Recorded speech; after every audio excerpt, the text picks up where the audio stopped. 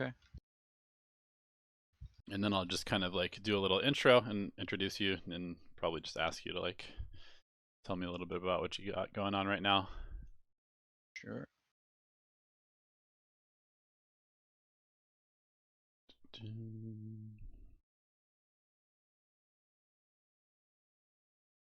We've got a lot of SEA listeners, so should be good. Really? Yeah. Up until recently, they're probably, I think Philippines is like the most, like the biggest chunk of the demographic of viewers on YouTube. Oh, nice. Yeah, SEA loves their Dota, man.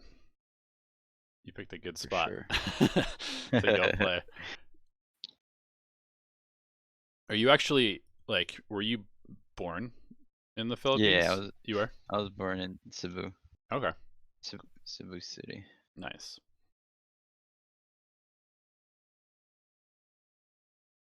Let's see.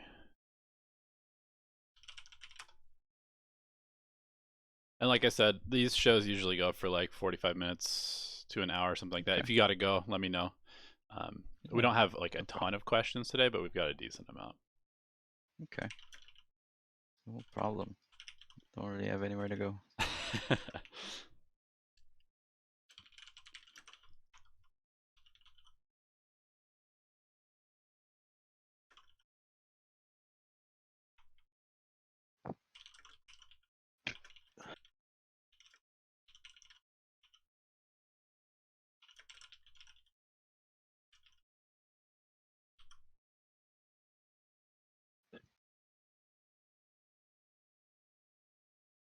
Just gonna make the announcement on Discord as well.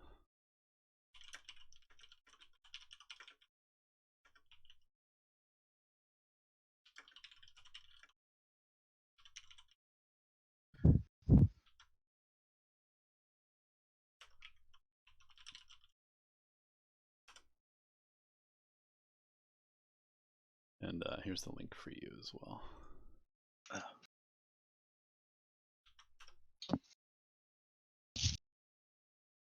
Nice. Thank you. Yeah, totally.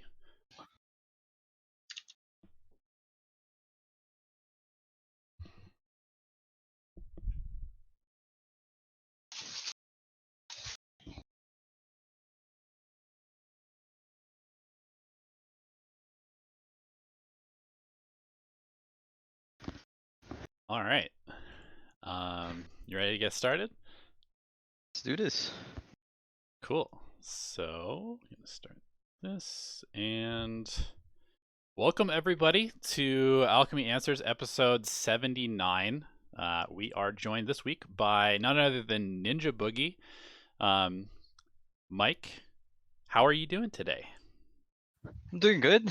Yeah, just chilling at home, like everyone else. Yeah, I mean, perfect time for people to tune into a podcast, right? And we're going to talk some Dota. For those of you who are not familiar with Ninjaboogie, you played with Mineski, TNC, several other SEA teams, including Rave. You played a ton of different tournaments. You played at the International several times. You're a support player, right? Have you always played position 5, or have you moved around in terms of your positions a little bit? Early on in my career, I was playing the carry role. Back in Dota 1, and then my stint in Han, I was like swapping over mid and carry. And as it progressed, and when I was in Team Rave, I slowly transitioned just because I felt like I couldn't lead the team as well as I could, like in the carry role. Okay. So yeah. Yeah, it's tough when you have to have like a super global perspective of what's going on in all of the lanes and all of your heroes when you're focused on farming and stuff like that. Yeah. So I made that transition, and then I try to, like, every now and then while I'm pubbing, just play cores just to keep up with the mechanical skills needed. Sure. You don't want to just be all support. It's always good if you know every role. True, definitely. Yeah, and we're getting a couple questions in chat. He is a frozen face on the camera right now. Doesn't have a webcam enabled, so just enjoy this wonderful picture of him in his Mineski days. What tournament was that, by the way? I think, Looks like is an it the yellow ESL shirt? maybe. Is wait, let me open it up and check. Uh, let's, oh, that's ESL Birmingham. That's when Nice. we were walking into the stage. My my my manager and friend really likes that photo. That's awesome. He uses that. He uses that for a lot of things. Gotcha. Gotcha. Um, Let me just ask you before we get into the questions from chat and our Patreon supporters of Dota Alchemy.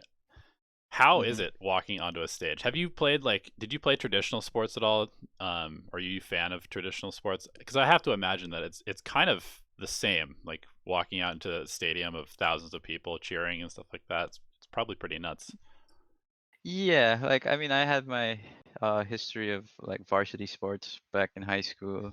We I've won a few football tournaments, and like obviously the size of the crowd is a lot less, and usually it's just like parents and whatnot, and so like unless you're like in the bigger tournaments, but it always feels good, you know. It's like gives you that adrenaline and energy to want to play and give a good show to the fans.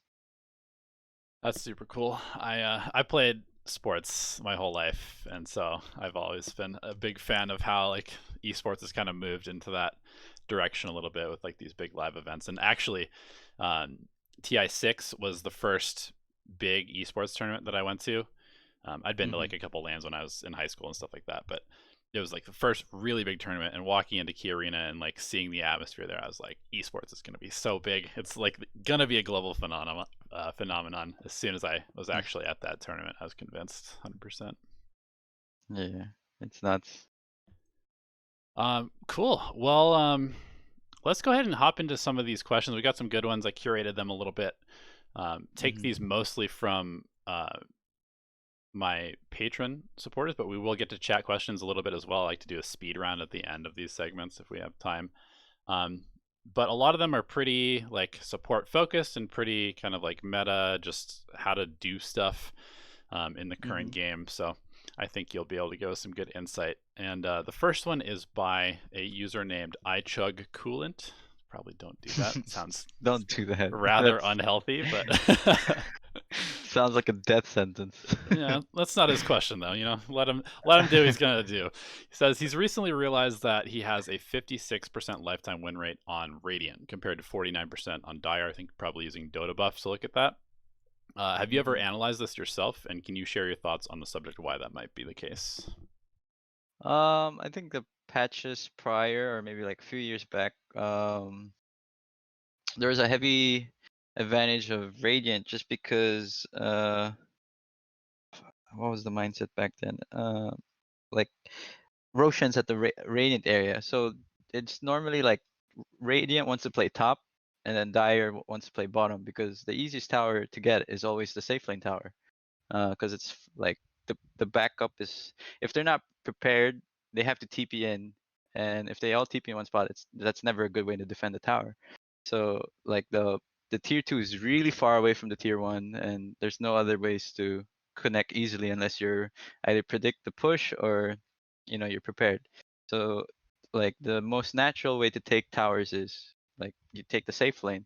So if Dire takes the safe lane and they're controlling the bottom area of the map, they're losing Roshan control. So Radiant always has this advantage of like this natural way to keep pushing out the easy lane, and they have this Roshan advantage.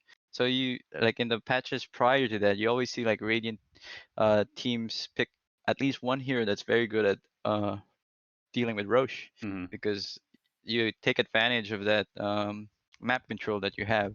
But since now they changed it where, okay, you can control Roche or you can control the Ancients, it's become a little bit more 50-50. And you have both shrines there, so both teams kind of have like a 50-50. So I think the way the game is now, you don't really see that big of an advantage, but back in the days, it was a really big ra- Radiant advantage when Roshan was there. And then it became a dire advantage game when they moved Roshan to that bottom area of the map Right. for a few patches. So yeah, Yeah. it's usually based on the Roshan positioning.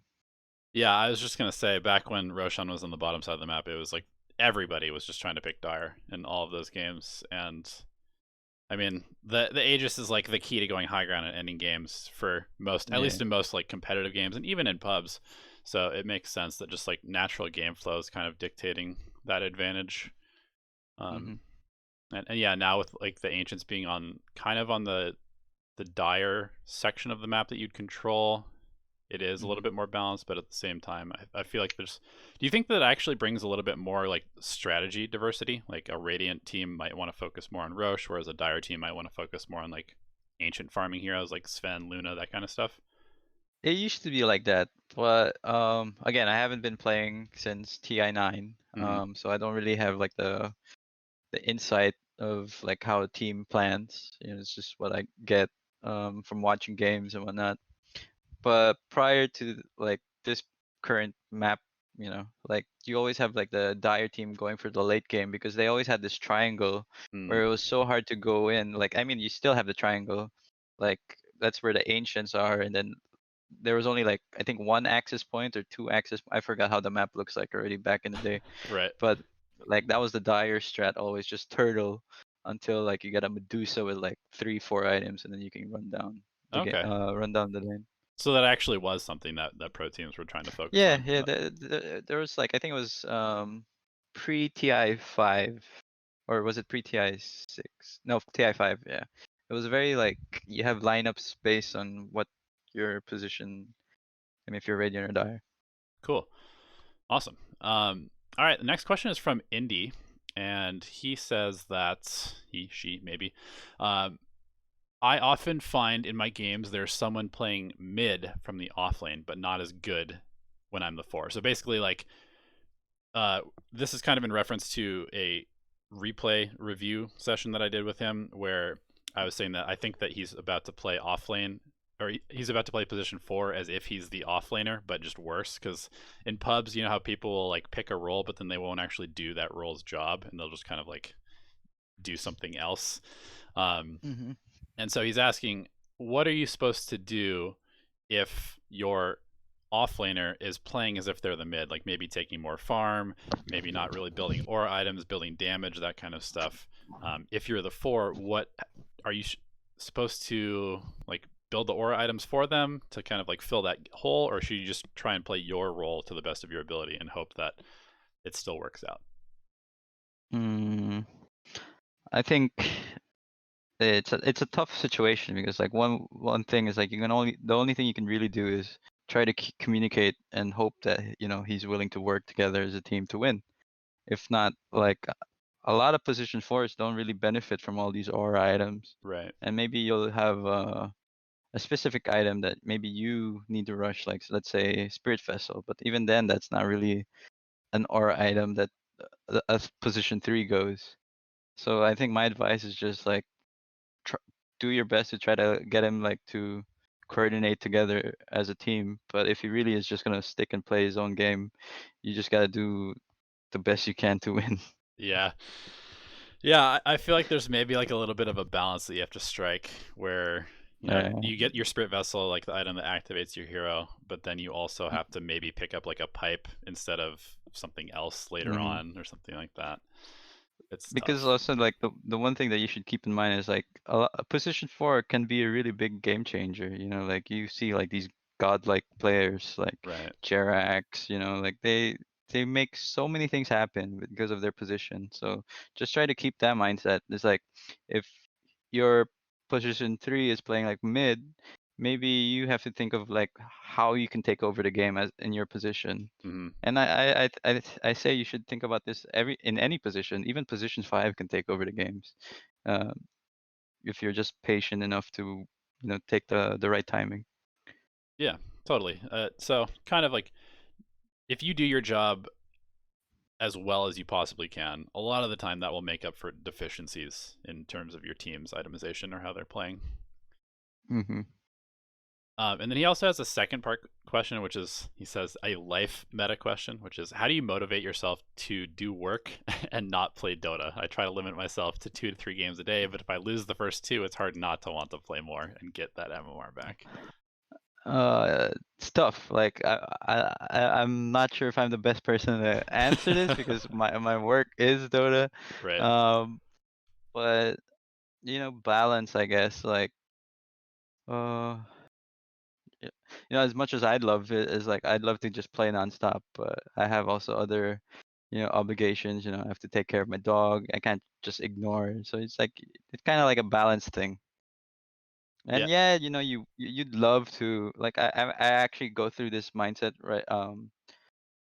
Like during the quarantine, it's like, oh, I'd love to just grind that MMR I lost, but Mm, like my girlfriend's sleeping in my room, and if I'm playing while she's sleeping, she's gonna have a bad time because my right. keyboard's really loud. So I'll be like, oh, it's okay. I can always do that tomorrow. There's always tomorrow. You can always make it up for tomorrow. Plus, at the same time, I don't know, from my personal experience, every time that I kind of go in with the mindset of like I'm gonna go win this MMR, inevitably Mm, loss streak happens. Like because you're so Yeah, focused on the results of the game instead of playing the game itself that yeah, no. it's almost like a losing mindset to try and go for I, more. I was actually in a big losing streak, like because I was just like, I should be higher, like I was unhappy with where I was and like my rank and my number, and I was just like I wasn't really enjoying, so I was being a rager, and I realized when I started being more PMA and more relaxed, and oh I lost, okay, okay maybe I'll flame a teammate once in a while if they really are horrible, but like 80% more positive mindset like actually helps a lot. Yeah, you hear that, chat? You hear that, everybody listening?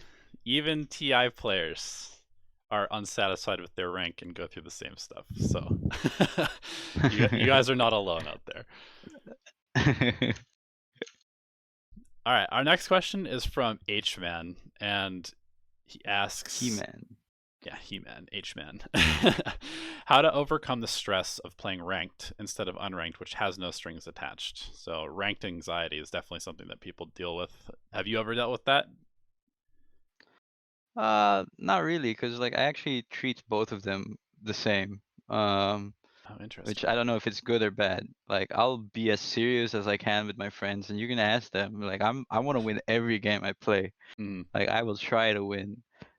But I think a better answer to that is just like don't value so much like the MMR. It's just a number, like if mm, you're unhappy with where you are, just keep trying to learn and improve with like the knowledge you've got because if you keep like thinking, oh my MMR so low, I'm not good enough, you're just like adding more negativity in your mind, and it's gonna like hamper your rate of improvement.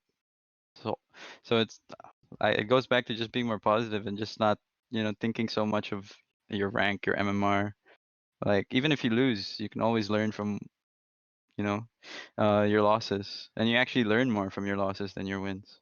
yeah, definitely. And I mean, at the end of the day, like MMR is basically just a measure of how good you are at understanding and adapting to the game. So, like, if you just get better at the game, your MMR goes up. Whereas if you're specifically trying to get MMR and you're worrying about that going into the games, that we kind of just talked about it in the last question, most of the time you're focusing on the wrong part of the game Mm-hmm. to actually get better and win. Yep. All right, we have another question about this sort of MMR Sure. issues. So a lot of people are very concerned about their MMR, and They so they they want the secrets in getting IMMR. exactly, especially as a support, because as many people know, it can be a little bit. Would you say it's tougher to climb as a support, or do you think that you can actually just have more impact It as it is. I realize like it's harder. Like I think there was a short stint where they divided like the MMR, hmm where you get a support in the core, right? And I realized when like I'd get in a game and I'm usually like the highest rank, and I get like a bunch of like low high rank MMR players. It's a bit harder because like they their mechanical skills as a core isn't like up there yet, like up to par. hmm So like it's a bit harder to carry them because again you can only do so much as a support. You're not taking the farm, like, or you're not taking more of the farm. So if like they're up against a stronger mechanical player, they like if they lose the lane like 3-0, hard to make them recover Right. because Yeah. like they get tilted and whatnot. So Yeah, unless you're playing some like Shadow Shaman or something like that, you can take the game into your own hands, take towers a lot of yeah, the time. At the end of the day, you kind of have to wait for them to actually push or go high ground or get objectives. because it goes both ways. Like a good support player will shut down a a good core player. Hmm. But if a good core player like like gets snowball like because he wins the laning phase, he can also shut down the support player from having a good game. So it Right. kind of goes like both ways. Yeah, that makes sense. So this question is from Silk Enver, and they ask how to handle that downswing of ranked matches. How do you focus on your own individual performance rather than MMR wins and losses? Um, this is actually a many part question. How do you get your team to work together and use effective communication during your match? And do you have any thoughts on like an ideal training schedule? Like, should you review replays once per day? Should you watch guide videos? Should you play a specific number of matches? Study your own games? That kind of stuff. What would you recommend for getting better? Okay. Well, um, definitely watch your own replays, like as much as you can. Like,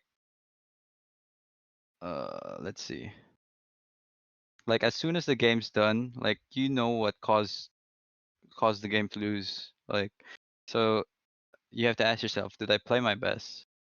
Like, did I do any personal mistakes? Then you could like slowly narrow the fault of why you lost, and then you can identify, like for example, if you think you did bad in this clash, like, oh, why was your positioning so bad? Like you can slowly narrow it down, and then you can pinpoint it when you do watch the replays.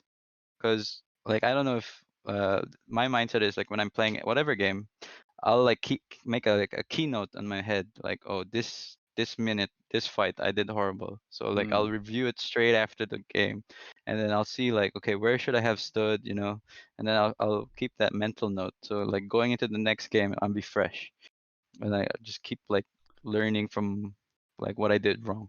okay. Do you actually like take notes, or is it just kind of like all done in your head? It's all done in my head. Like I used to, like back when I was, but like I'm confident with my photogenic memory, so.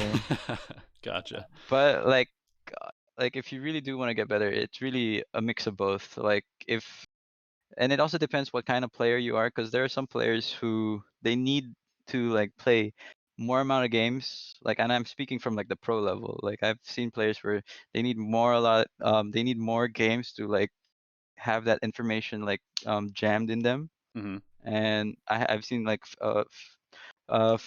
other players who just play few games, but they'll intensely watch replays and they learn a lot more because they're very good at applying what they've seen. Gotcha. So it is kind of personal depending on how you Hmm. function as a person learning, I suppose. Yeah, there's like visual learners, there's kinesthetic learners who need to like do stuff. There's people who learn by being taught from Hmm. somebody directly. So it is kind of a personal journey, I suppose. Yeah, Okay. Here's a quick question from chat. Any sure. tips for low bracket MMR to rank up in this current patch? Do you play with like low MMR friends? Do you experience those games at all, or? I mean, I made a Smurf to like play with them, but I'm still not. I can't rank because uh, it's like you need 100 in-game played Mhm. hours to rank or something. But they asked me this, and I think my best advice is which I also told them, is just like fixate on a few heroes on your role, and then just try to play it as the best you can and keep learning. Like again, you have to watch replays. It's boring, but if you want to improve, you gotta do that. Mhm. Um, and then just limit it to a few heroes, and then because as you get better with a certain like with your few set of heroes, you'll also learn like how other heroes are supposed to be played, because you see it in action, you see what they can do, you see their itemization. So you're also like absorbing all this information that you get from playing against these heroes. So you don't have to play all the heroes in the world to rank up. You just need to play a few. There you go. I mean, we've been talking about how important hero spamming is to learning the game. Like, there's too much to digest in Dota. if you're trying to Yeah. like sample everything there is. So Uh, completely agreed on that. I mean, even like you were saying early on, um, you need to play all the roles to learn all the roles, but mhm. if you're trying to like specifically gain MMR, you probably just want to focus on like one, maybe two roles and like 2 or 3 heroes in those roles. Yeah, I mean that goes also both ways. Like if you're focusing on your one role, like eventually you're gonna learn how supports play because you'll either see them in your replays or you'll just see how they move or see how they talk. Mm-hmm. Like eventually you'll just absorb all this knowledge, like all this information that just goes along. Totally. All right. Next question from Stained Chips is I just started playing Oracle and I've been loving it. Aside from mechanics, what are the most important things I need to be focusing on when playing him in any given game? Are you an Oracle player? Mm, yeah, I've been playing Oracle. It's one of my favorite position fives as of late. It's just I like being able to save heroes. I mean, positioning is very important, and actually, obviously, itemization. You always got to see what is the ideal item build you need to go. Like, do you need a glimmer? Do you need Aether lens? Mm-hmm. You always want to be able to adapt to whatever situation you're in. Um, but you also have to remember not to like forget that. For example, I don't know. This is pretty basic. But you can also use Faith Edict as a way to negate physical damage. So just don't think it's for your teammates. You can also That's a very good disarm Mm-hmm. skill. Um, and I mean, I think as for the hero of Oracle, it's just about positioning and spell casting. So and itemization. Yeah. Sure. Yeah. Like, And I mean, always bring salves. Salves is always like bring cells. very, very. That's 800 heal. Or grab a shovel if you can. That's like the most OP item on Oracle, right? Yeah. Cool. Yeah, that's definitely a hero that's been really on the rise in like the competitive scene and something that I've been wanting Oh, to learn myself. and don't forget the last hit. Like like it's actually pretty good if you get like a few early kills. Mm, It can help you snowball, and you'll be like good with all the supporting items, and then slowly transition into your item builds. gotcha. Yeah, yeah. Purifying Flame, super good at quote unquote kill securing, right? It's not kill stealing, it's Uh, kill securing. yeah. If your cores complain, just don't save them. There you go. You gotta teach them a lesson, right? Like if I have a good game, you have a good game, so deal with it, right? All right, another question from chat. This one's for you specifically, which is, can you name 4 players that you would like to play with, that you think you could win a TI with if you came back to competitive? Like if you had to build a 4-person team, who would you want to pick for your team? Hmm, I'm biased. I always felt like both Mineski squads that I went to uh, could have done it. Mm-hmm. TI8, it's just it's unlucky what happened. The team was like slowly falling apart, entering to TI, and with TI9, like no one believed in us because obviously we're such like we got Nico Baby like 2 weeks before or like a Right. month before, Yeah, so that it's was like you crazy. didn't really know what to expect. But I was the only one among the team where I said like I think we should stick together and Mm-hmm. give it another shot. But I think if we were able to pull off that 2-0 against Secret, I think we could have gotten like at least top 6, Crazy maybe top momentum 4. from that, probably too. I would imagine. Yeah, so I mean, I'd pick those 2 squads Cool. just because I always believed in them. All right, and I gotta ask kind of a follow-up question. I'm sure Hmm. people would be curious. They've seen how much of a character Ice Ice Ice is. What's he like Hmm. as a teammate? Is he quiet? Is he like outspoken? Is he nuts? He's kind of all of that, like he's never there's never a boring time with Ice for sure. Hmm. and it's mostly positives. Obviously he has like he's a human being. He has some bad days too. Um, but you know, he's definitely a guy that's always fun to be around. And even until now, it's like it's always good fun. Cool, cool. And It's not all for camera, you know. Like gotcha. he's a good guy. Comes through in his play too. He's always having a good Mm. time. It seems like when he's playing the game. Yeah, just don't give him Sand King. It's fine. Noted. Noted. All right. This next question is from Vrevoktin, and he asks, "Is it a bad idea to base my play or build around my teammates' big ultimates like Chronosphere or Black Hole? I've lost a lot of games because I tend to play around the idea that I can dump spells into a well-placed ultimate and try to bait the team fight to set up for an easy 5-man RP or Black Hole or Chronosphere. It seems like very often when I play this way, I end up losing because of poorly used ultimates by my teammates. And I'm all for leaving my team to take bad fights while I split push, but I tend to get stuck in the mindset of that I should be fighting around these big ultimates, and it's almost essential to win games based on that kind of stuff." Yeah, I think it's a bad mindset. I think you gotta take what's ever given and like whatever is like the best opportunity, you know. For example, if you can get 2 to 3 heroes in your LT, that's already good enough. I think aiming to get aiming or saving to get more is too greedy. If it happens, it happens. You know, like the enemy slips up. But I think if you're keeping that mindset, you're looking down too much on the opponent and thinking they're such dummies to just walk in as 5. You know, Mm. you never want to underestimate your opponent. So you always want to take what you can get. Yeah, like I'm sure there's like most things in Dota, there's a balance, right? If you don't Hmm. want to just be black holing the first person that you see every single game, every Oh, single for team sure. fight, Yeah, I mean, you have to like but priority list. You know, like go right, who do we need to like aim with these ultis? Don't just ulti the 2 supports. I mean, obviously, if the 2 supports are being a big problem, then yeah, you have to identify why you're losing or what is making you win the team fights. right. Then you can keep adjusting your plans with each team fight. Yeah, and that's another good point is, don't be afraid to just use your spells and then adjust. Like if it doesn't go well, then take note of why. But if you never actually try because you're like being too patient, then you might not actually figure out whether it's a good idea to be waiting or who you should be going on. So sometimes you actually have to make a mistake and then adjust in a game to actually figure out what your win condition is if you're not sure. Hmm.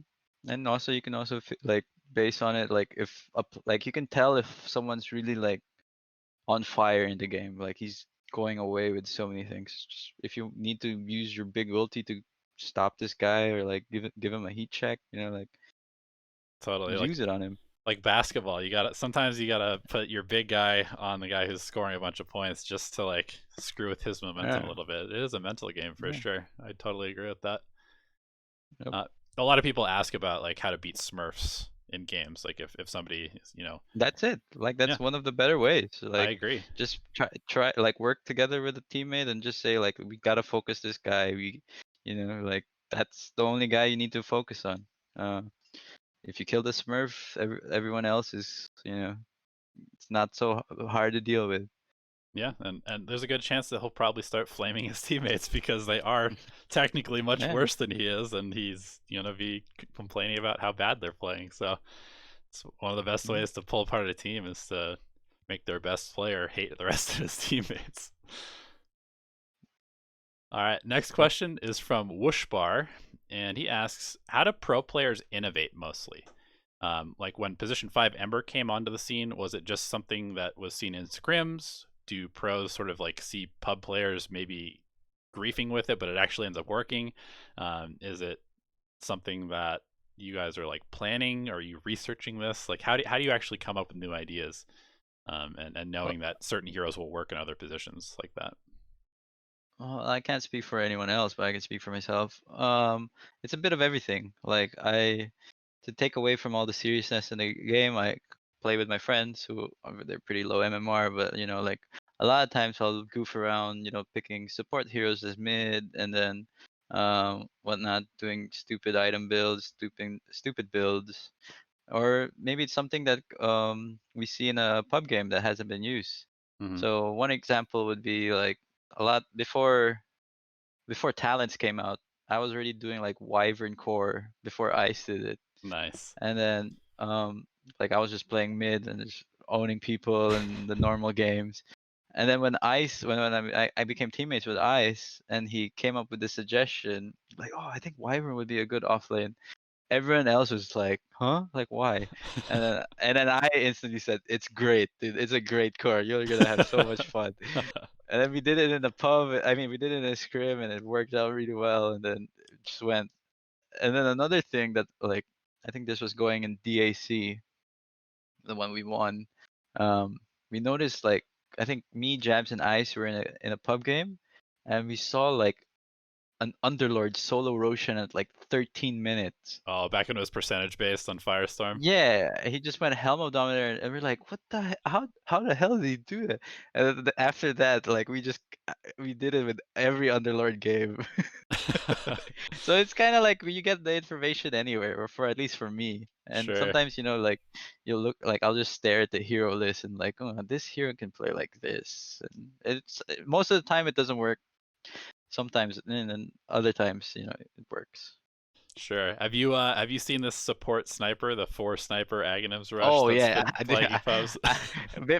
Before the nerf, I mean, before like the talent nerf, it was it's OP. It was actually like before it got picked. I was really thinking like these talents are so good, Right. like 25 cooldown, like 50% slow for shrapnel, and then you get a stun. And I was just like, this actually could be a support. Because funny enough, we tried running sniper support back Uh, in like with jabs, uh and I think we ran it in TI, and then it lost horribly. But like in our TI boot camp, we won every game against like all the top teams, like all the TI teams with sniper support. Wow. That's why, and then we got flamed because we lost in TI in the official match. But people don't really know we actually did try it out. That's awesome. I bet it must be pretty fun to have somebody like Jabs on a team with you who's like he was a core player before, right? Before he transitioned to Yeah, support. So he's got probably all sorts of crazy ideas of how to play these core heroes as support Jab heroes. J- Jabs has the biggest advantage because he has like the Thai community behind him. So this is how Jabs gets some of his innovative stuff. The Thai community will tell him like new bugs and stuff. So like we'll figure like we'll just demo it to like finally learn, and then like we'll know it because like people tell Jabs that, oh, this is like there was like that morphling terror blade bug where he can metamorph and transform back, and then Uh like he'll morph back and he'll still be metamorphosis. Like a lot of these things, like I'm like, how the hell did you find this out? It's like, oh, my friend PM me. That's funny. I'm So like, he's just like crowdsourcing information right now. All right, that's why Fnatic's been doing so well recently. Um, and I gotta say, I've ever since they changed Warcry on Sven, I've been like, Sven is definitely an offlane hero. He's just like the perfect aura carrier, and I've been telling like friends that this is totally something that's supposed to work because he's a terrible core right now. It feels like so he's got to be playable somewhere. And sure enough, I was looking at S4's games today, and he's been spamming offlane Sven, going Helmet Dominator into Blink Dagger every game and winning with it. So there you go. Yeah, I saw Ice going through like a Sven stage too. So I don't know, maybe you've discovered something. All right. Well, Jabs, I'll give you my number. You know, you can pass it on to him if you ever need some more ideas.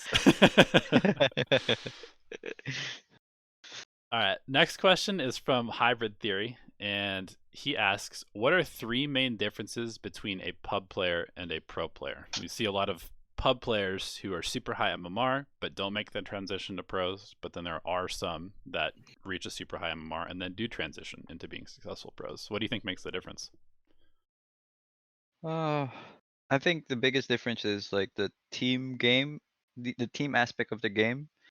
I mean, obviously there's a lot of high MMR stars and whatnot, and their mechanical skills are very high. But since they're so used to playing solo for the longest of time, it it either takes them such a long time to transition into this like team style play, and having to like maybe change the way they play to a certain degree to fit the team, and sometimes that causes like a negative uh like aspect into their game. Like they start losing maybe confidence and whatnot because maybe they're not playing the game they want to play. So like my difference would be like pros know how to work with like one another, Hmm. and like MMR people are still just like more on the solo. Have you ever like scouted any talent? Like was Ninja or not Ninjaboogie, was Nico Baby somebody that you saw and were like, this guy will be good if he's on a team? Or Hmm. hmm. Scouting, I haven't really done much, because usually like I'm joining the team. But we got Nico Baby. Uh, from what we felt and what we needed, we saw from because we played against him, right? So I wouldn't really consider him a pub star because he's already gotten like into a few amount of teams. But other pubs are like I don't know if you know this player like Yowie or something. He's like a C player. hmm, I think he's from Cebu too. He had like this one good game against um I think I forgot what team, but anyway, he had this one good game against a certain team, and everyone was like overhyping him. It's like yeah, he has good mechanical skills. He's a good individual player, but like as I'm seeing him like in like tournament games and whatnot, I'm still see that he's lacking that adjustment, to to fit the team style. hmm. And yeah, you will see that sometimes, right? Where like a super high skill player they'll kind of like be flashy and they'll maybe carry a game because they're on their signature hero and the game is set up well for them, and then the next game they'll just die like in Hmm. super random places because they're playing like a pub when the other team is coordinated and focusing them. Yeah, That's definitely the case that I've seen from some of these pub stars trying to transition to pros. and sometimes it takes them a while, or sometimes it's like natural. Like I think Miracle was like he was the pub star, right? And then as Right. soon as he got OG, obviously like No Tail and Fly really like made the effort to make him comfortable. Hmm. But yeah, some people don't make that transition. Yeah, I would say that probably coming under the wing of like an experienced captain is probably a huge piece of that success. Like I'm sure that Yeah, that's Sumail probably would not have been the player that he was when he came in if he hadn't been under true. somebody like PPD right off the Yeah, bat. no, I agree 100%. Awesome. Um, One question from chat while we're talking about this: do you have any opinion Mhm. on Sumia? Do you know Sumia, the invoker spammer? Have you ever played Oh, with him? the China invoker spammer. Yeah. China. I think I played at him a few times, and in like one of my times I'm in China, like in pub. Hmm. Uh, hey, he plays a pretty good invoker. What can I say? Like you put Hero puddle, thousands right? of hours, you put thousands of hours into one hero. Obviously, you're gonna be good to a Right. certain degree. And other uh like teams have hired like brood mother spammers to teach like their players. Like I Really? like for example Mag, the coach of Navi before when he used to play. I think uh Yeah. Vega Squadron. I think when they won ESL, like they hired a guy to train Mag to play Brood, and that guy has like 9,000 like Brood games or something like that, Wow. and they won. Interesting. Like even if you're not like at the highest level, you're definitely like your knowledge of that one hero is gonna be valuable because you've spent so much time on it. Sure. Wow, that's really cool. I had no idea that that was something that's happening. But They I think they also did that for Matumba man for I think when they won wow, TI. that's super cool. Huh. Uh, It makes sense. I mean, like somebody who has 1,000 games on a hero is going to know all the little tricks that you'll just never find by only playing 100 games on the hero or something like that. That's pretty yeah. cool. All right, we got one more final Patreon question, then we'll take a couple from chat and I'll let you go. Um, Hmm. I have been doing a lot of these hero tier list videos because people want to know like what the meta is as it shifts. It's constantly changing. So I just released a position 5 tier list a couple days ago, Mm-hmm. and they want to know whether I got it right or not. What your opinion is on position 5 heroes. So I'll just read it to you. My Okay. my S tier was 3 heroes, and it was Keeper of the Light, Grimstroke, and Oracle at the moment. And I'm basing this off of like high level pubs and competitive scene. So not necessarily like Archon games. Maybe these heroes won't work as well there, but this is the Mm-hmm. S tier as I've defined it. So do you agree with that, or would you change anything there? Grim's definitely good. I probably wouldn't. Again, it depends like how well you play that hero. There's some like uh like if I was to play it, I wouldn't classify Grim as an S. Oracle definitely. What was the other one? Keeper. Keeper, yeah. Yeah, Keeper's good. For some reason, I want to put either Wyvern or Seam there, but I think Wyvern's better as a. No, no, no. Okay, maybe not Wyvern. I would add CM there. I See, actually think CM is Crystal actually Maiden, nuts. really? I've actually played with a few people against a few people, and they go this Frostbite build. It is crazy how, like, no one rushes BKB anymore. Mm. Like, and They like keep so many buffing of Root, these, so yeah. So like so many heroes are like they kind of get owned by Root. interesting. Uh, and if you look at it, like Frostbite's like a 6 second cooldown, and they're frozen for like 3 seconds. So it's like a 3 second cooldown between the two spells, and I don't know. I've had a lot of success with it. Like I've only did it twice, but it's pretty.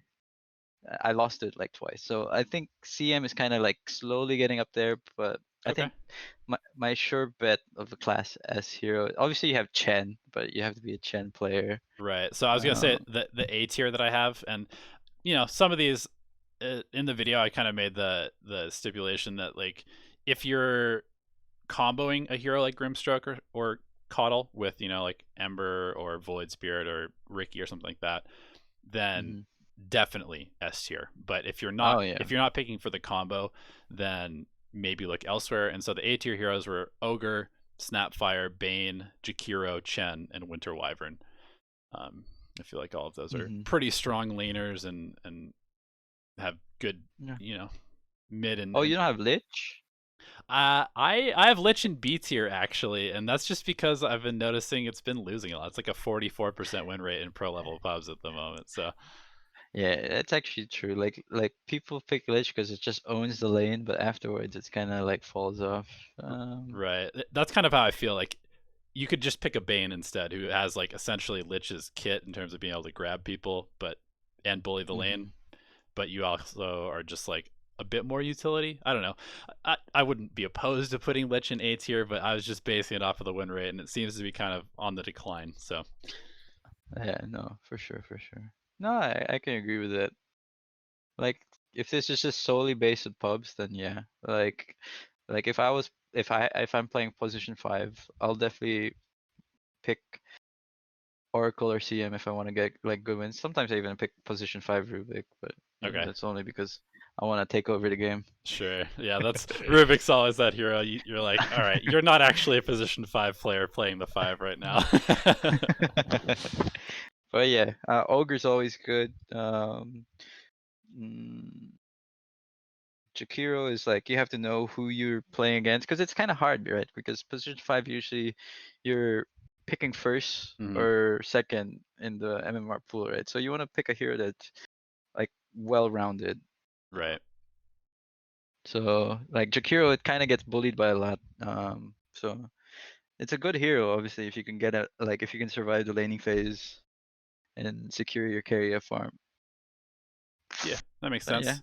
How do you feel about this trend that's kind of happening recently, where people are picking like position 4 heroes as 5s? Like I've seen players like SVG, the former coach of Yeah. EG and JStorm, I think, forward, whatever. Mm-hmm. He was picking like Tusk and Clockwork. No Tail's been playing Earthshaker as a 5. Do you think that that's something that's going to start happening more and more, or is it just like a fad?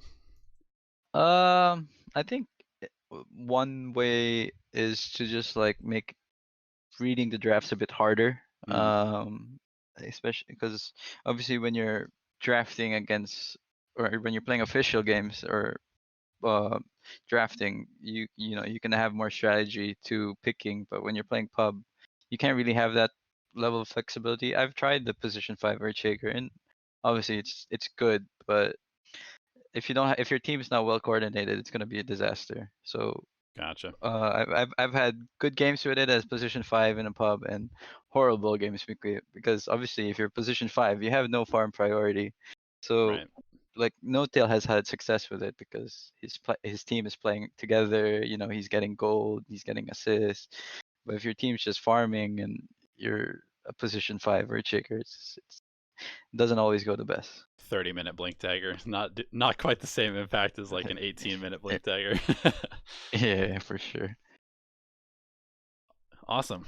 All right. Well, that is the end of our Patreon questions. I'm just going to double check, see if there's any more. Looks like we got one more from another patron who says, if you play with your friends in a 4 to 5 stack, when should you start to think about team skills versus individual skills? We are Guardian to Archon players. Should we just focus on developing individually? Or what are the first types of team aspects that you should start thinking about or training for? I think you should always just like if you're in a low level skill, I mean low MMR skill, like you all should always think of your individual first because you can't be a good team player if you're not at a certain level, right? Like you Mm, have to all be obviously if you're all what you say, if you're all in the same level, then yeah, you can work well together, but unless you're both like you're motivating each other to keep improving, things are gonna fall off pretty soon. Like, like it's either your mindset of the game is just playing for fun, or if you really want to like reach divine immortals, whatnot, you guys have to be willing to keep pushing and like pushing each other and improving at the same rate. Because what if one of you falls behind? Like, will he still want to play with you? It's kind of like that. So like, I would rather. My advice would just be focus on your individual first because. Uh, you have a lot to learn. You know, like you can't think of like the team aspect first. You gotta think sure. of like you have to be comfortable playing your hero first. You know, like you should be able to control your heroes without having to think what your next step is. Then that's when you could slowly add the team aspect. You know, like everything is already muscle matter and muscle memory, Hmm. and then like you can already just keep your minds focus on what the enemy wants to do, and then that's how the intense level of Dota thinking starts happening.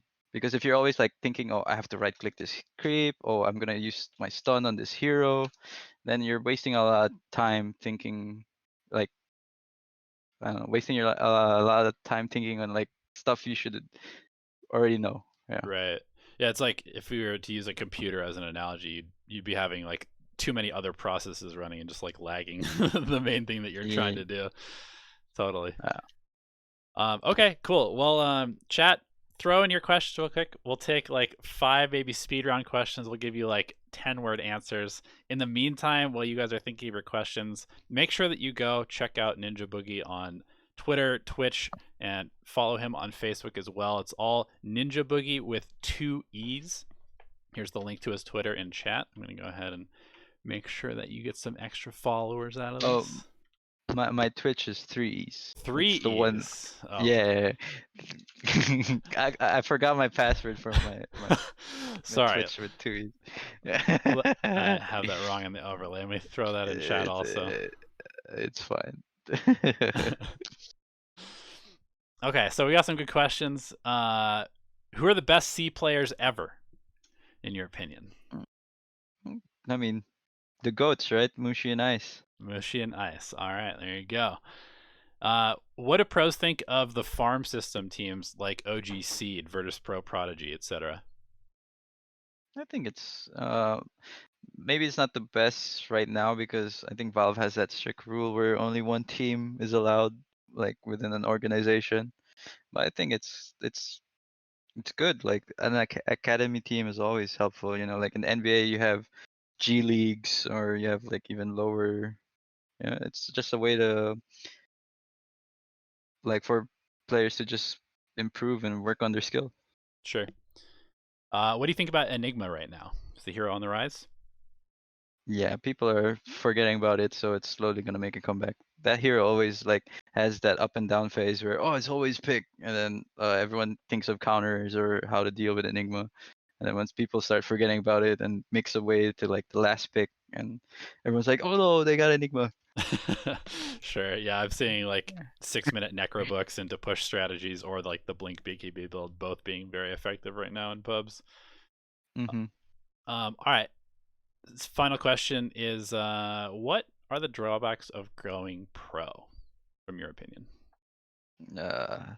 You don't have much control of your time. If you like, obviously it's good when you're successful and you're making good amount of money, but when you're not there, you miss out on so many things in life, birthdays, parties, celebrations. Uh, it Yeah, it's just like you only have free time when either you win or you don't have a team. Gotcha. So you pretty much don't have a lot of control. Like that's why like you see like let's say Anna, like obviously he's probably one of the more successful Dota players in the world right now. Like after a season, he wants to take a break because it's just a long grind, and sometimes you get like overwhelmed with the amount of time you put into it, and when you're not winning, it's really stressful. Yeah, I can imagine. Great. Well, hey, thank you so much for coming on the show. I really appreciate it. I know the viewers did as well. Thanks for all the great questions from chat and our Patreon supporters here on Dota Alchemy. Anything that you want to plug? Anything you want to shout out? Anything at all? The last minute is yours. Take it away. No, I mean just thanks for all the support throughout the years. Like if it wasn't for the fans, Dota wouldn't be as big as it is right now. So all the pros and everyone owes it all to the fans and the players. Great. Well, you heard it here. You guys are what actually matters. Thanks for watching. We'll see you next time, and signing out.